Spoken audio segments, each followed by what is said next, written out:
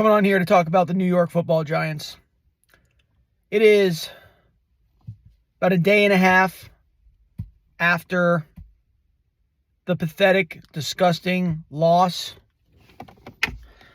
that the Giants endured on week 1 to the Washington Commanders. I have thinking about this all day, which is sad that a grown man is thinking about a stupid football team all day. But here I am. I felt like I needed to get it out. I care too much about this dumb team that is so bad, so horrible. And yeah, I've even got a little list prepared as to what I'm going to rant about, because I don't want to forget anything. I'm just pissed.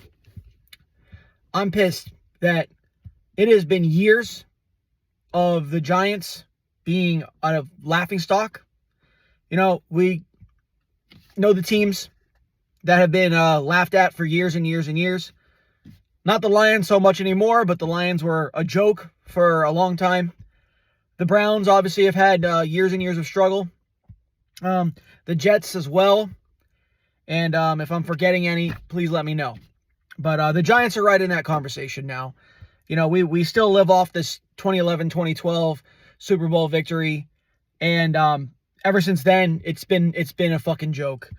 In my opinion, I think it all started going downhill when stupid ass John Mara decided he was gonna fire Tom Coughlin. I don't even remember the reason why. I don't even care.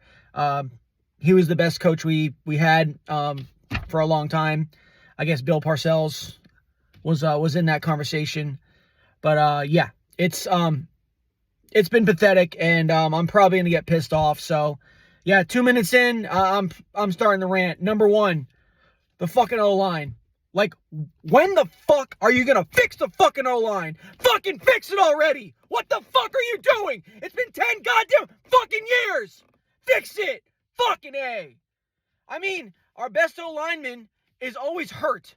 And then we've got a bunch of other guys who would be on backups. Maybe in practice squad guys. Or they're geriatric at this point. So, I got an idea. I was saying let me be the GM for a year. Not even a year, just the draft. But okay, I had a better idea. Let Bobby Skinner. I'm calling out, I'm shouting out, not calling out, but shouting out Bobby Skinner. You be the GM for the draft. And here's my idea. Here's my proposition. I'll be your assistant. I'll go get coffee for you, body armor, whatever the hell you promote. I'm happy to do it for you. But here's the only stipulation that I have. I think we have 6 draft picks in the next draft. I'm talking about the draft after week 1. Amazing. Nothing but O-linemen. That's all we're scouting. We're scouting O-line. I don't give a shit who else is there. I don't care if Arch Manning comes out. I don't care what other name is making people hot and bothered in the draft. No, I don't give a shit. O-line. That's it. O-line. 6 O-linemen. Fix the fucking shit already. If we hit 2 on 2 of them, we'll have done more than this current bullshit regime of Dable and Shane. So, that was number 1. Number 2, I've got, 8 here. I've got 8 here. I think Dable was a fluke. The 1 year we had where it felt like he was truly the quarterback whisperer. Daniel Jones didn't have an amazing year, but he had a good year. He did his job well. He played his role well. And hey, we won a good amount of games. We won a playoff game. That was awesome. But ever since then, it's been pathetic. I guess the league figured him out. I don't really know exactly why. But yeah, it's pretty sad when we always come out unprepared. 3 years in a row, not a single touchdown in week 1. We got 4 field goals. I mean, what the fuck is that shit? It's fucking garbage, as you know. Number 3, fucking Kafka. Is this guy supposed to be a good offensive coordinator or something? He was being considered for head coaching positions at one point, I guess, unless that was a Rooney Rule thing, because apparently, I guess he's Puerto Rican or something like that. 25%, hey, so am I. Fucking hire me. But what are you calling? You calling these, like, screenplays on 3rd and long? Well, it makes no sense. How many plays, 6 or 7 plays on, like, near the goal line, we can't fucking score? We got to get cute and try to throw some weird shit to an O-lineman? What are we fucking doing? Kafka, you fucking naked mole rat looking motherfucker. Go hang out with Kim Possible. Get the fuck off my team. That was 3. Number 4, Joe Shane. What is the plan, bro? What is the fucking plan? Like, what are we doing? Once again with the O-line. What are we doing there? What are we fucking doing there? It makes no fucking sense. And then, I wanted to talk about Jalen Hyatt. Why is he on the team? Can somebody answer me that? Why is he on the team? I don't think he got a single snap yesterday. Okay, so why is he here? He's not contributing. Is he playing special teams? As far as I know, I haven't seen it. Okay, so he's a field stretcher? Well, it doesn't really matter because we got pressure on our quarterback's face within half a second. He can't do anything trying to go deep to Jalen Hyatt. Well, you kept him because Russell Wilson likes him? Because Russell Wilson wants to take him under his wing or some shit? I know he was a 3rd-round pick that you traded up for, and you know, Shane's got too much of an ego or something to let go of his draft picks. He finally did this past year, I guess his 7th round or 6th round or whatever he was, the corner, Corey Black. I don't know anything about him. I've not really nothing to say, but yeah, okay, you finally let go of a draft pick. You got other draft picks like Theo Johnson, who I still believe in, dropping a bunch of passes out there. You know, when he's not injured, he's dropping passes. So that's very discouraging. And then with Shane, it's like, I've believed in his process for years and I've liked what he's done. But at the same time, I'm not a fucking GM. You're not paying me. You're not paying me millions of dollars to fuck up the team, to not get it right, to not have enough depth on the team to be able to sustain injuries. You know, so once again, what's the fucking plan, Shane? I don't understand what you're doing. And it would be one thing if I didn't understand, but then there was results. You know, every year, you know, or for years, we don't really understand what's going on with how Detroit is drafting. You know, they seem to draft these players and like, oh, it's not a premium position, or why are they drinking this running back here? Their team, yeah, they looked shitty yesterday, okay. But for like, 2-3 straight years now with Dan Campbell, they're right there. They're in the conversation for Super Bowl. We're in the conversation for top 3 draft pick all the time. And we're looking at Tankathon by week fucking 2. Number 5. Maybe this is the worst of it all. John Mara. Like, you useless Nepo baby. You have no idea how to run your billion-dollar franchise. And I don't know. I don't think Tish is really involved too much. And this new family, the Cox, whatever they are,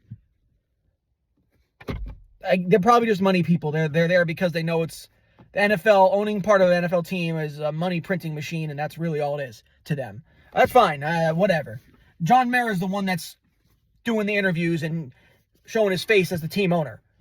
And he can't get a hire right. You better fucking publicly apologize. Publicly apologize to Tom Coughlin. Because he was the last good coach we fucking had here. Go down the fucking list. I don't remember the exact order. Ben McAdoosh, Joe Smudge, you know, what was his name? Pat something or other. I'm forgetting his name now because I'm pissed off. Fucking, I don't know. The one who wanted Daniel Jones and then you fired him. Pat Shurmur. Yeah, Pat Shurmur, that's it. Like, okay, now we got Brian Dable, who, I don't know. He's got a certain look. He's always getting into fights with his having to console Malik Neighbors and shit, fighting with Wink Martindale. Say what you will about Wink Martindale. That leads me to my next point. At least the guy played with some fucking balls. Yeah, we got burned, but at least we got some real turnovers. And now we just have a bunch of guys just standing around. It's like the other team is playing Madden on fucking rookie setting. They just, oh yeah, it's 3rd and 20. It's 3rd and 15. Somehow we got there. Our pass rush actually looked halfway decent when it got a chance. But what do you know? They're still getting these converting 3rd and longs and shit. They're not even scared of 4th and 5. Just fucking go for it because Giants can't do shit. They're not going to put pressure on us. They're just going to sit back and wait for us to complete a pass and then let our guy run after the catch. Let Debo look like fucking 2021, you know, San Francisco version of himself. I don't know. I think I'm probably getting off track. Let me get back to it. So, number 6, I kind of mentioned it actually already. Defense in Bowen. Run defense is hot garbage. Haven't been able to stop the run in years. So that's fucking annoying. Number 7. I got 4 names for you, and if you want to add more, feel free. Add more. Leo. Saquon. McKinney. Daniel Jones. These are all players that went to other teams and look way better. What does that tell you? What does that tell you? It tells you that we can't develop our players, and we're a fucking farm team for the NFL. We're a fucking farm team. Anybody with talent, they leave because they said this is a shithole, and they go play somewhere else and they look better. I don't look forward to the day. I mean, my next point is number 8, Malik Neighbors. Malik Neighbors is sitting on the sideline in Washington, probably thinking, I wonder when this is going to be my home stadium. Hopefully sooner rather than later. Maybe they trade me. How many years do I have left on my contract? Because I want to go play with my friend Jaden Daniels, who's actually having fun and having success and winning games and going to the playoffs and shit. And then I'll have a great time being able to stomp out the Giants instead of being on this losing fucking team. These fucking organization of idiots who can't seem to get shit right year after year. So what the fuck is the next move? What's going to happen next? And you know, I'm not going to hate on the fan base for your opinions. If you want to see Jackson Dart, I don't agree.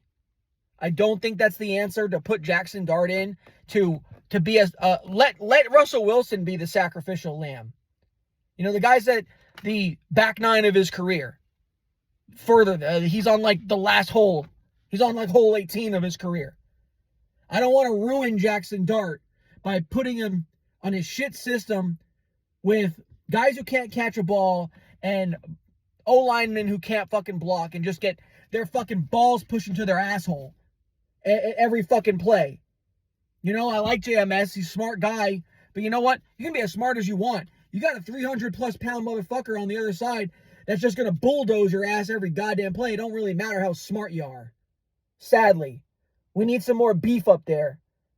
So, I guess what you're seeing, the theme of what I'm saying here, I think everything goes back to the offensive line having a fucking...